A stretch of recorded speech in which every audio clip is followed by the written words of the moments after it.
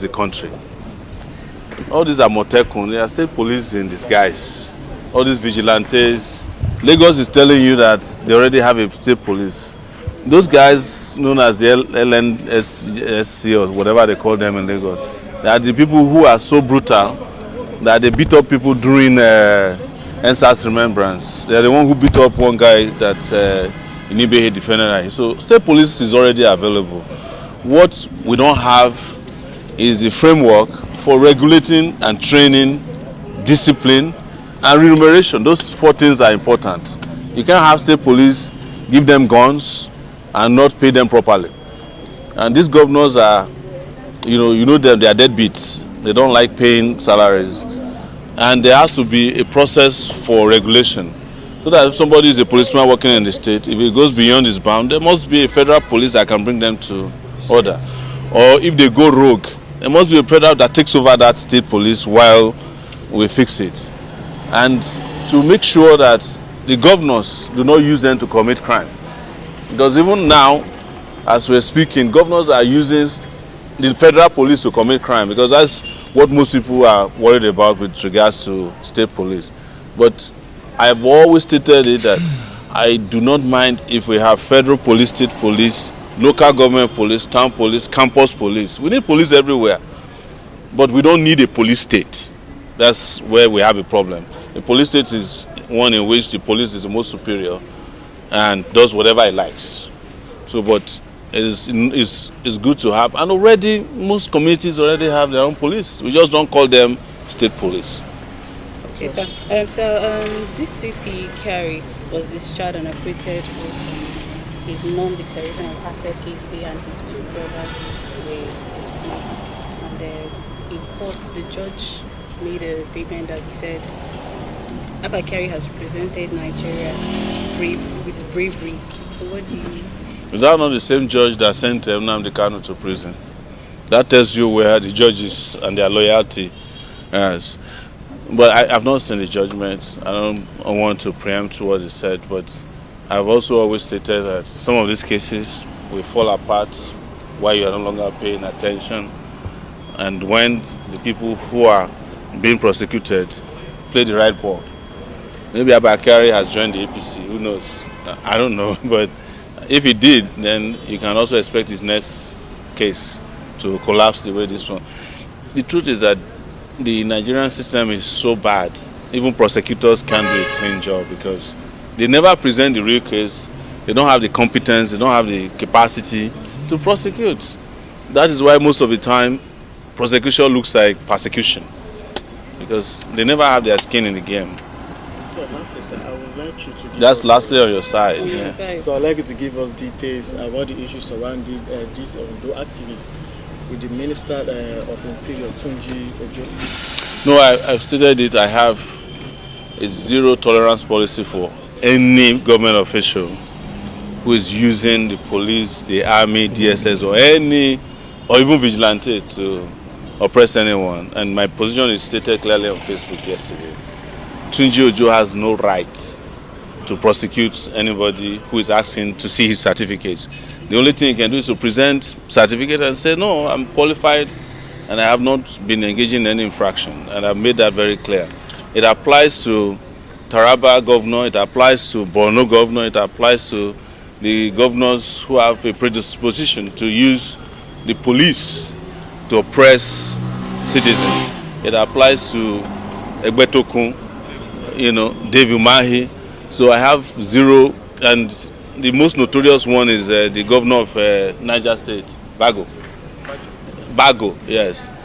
Who, by the way, I know personally, but I told them, both the ones I know and don't know, that we have zero tolerance for oppression. Anybody who doesn't want to be scrutinized should have no business accepting, to be elected or appointed to office. If you don't want to be scrutinized, just stay in your kitchen. But even in your kitchen, people can scrutinize you if meat go missing inside the pot. So, yes. For El-Rufai, different cases have been coming up with El-Rufai lately. 5 officers were arrested in the case of alleged bribery at the airport. And also it was said that different tapping items were found in his residence. And what do you have to say about the unfolding of this case? The El-Rufai case should take you back to Abba Kyari. It should take you back to Emefiele. Whenever they want to do something that's esoteric, make you look like they are serious, they will arrest somebody and start, attributing all kinds of things to them.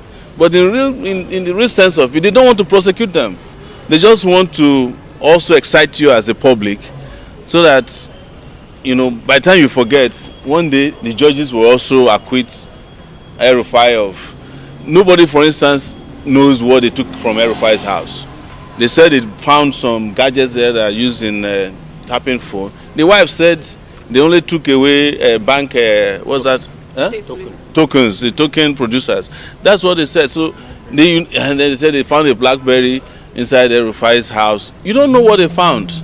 El-Rufai is also, someone who likes drama. I saw him in one picture where he wore 2 watches. You understand? It's just to make them, they know themselves. That's what I want to tell you. And this is going to end up, one day you just wake up and, they have discharged El-Rufai, and El-Rufai has joined the APC back. Or maybe he will be even a minister again, or he will become the director of a campaign for Tinubu. Don't get distracted, that's all I have to tell you. Okay, lastly, Benjamin Hundeyin has just been removed as a public relations officer. Oh, that's the Boy Scout at... Those, honestly, I don't think it's important. Our focus should be on real reforms in the police. If the police was serious, what is Ben Hundeyin doing speaking for the police?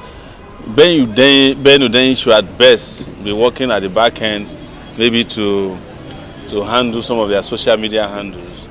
That's, he was wrongly promoted. Ben Hundeyin is a CSP that was promoted to ACP. He's part of Course 25 of the police. All his mates are still CSPs. What is he doing as ACP? Did he lead any battle, in which Nigeria was liberated, or he finished up? No, he cannot.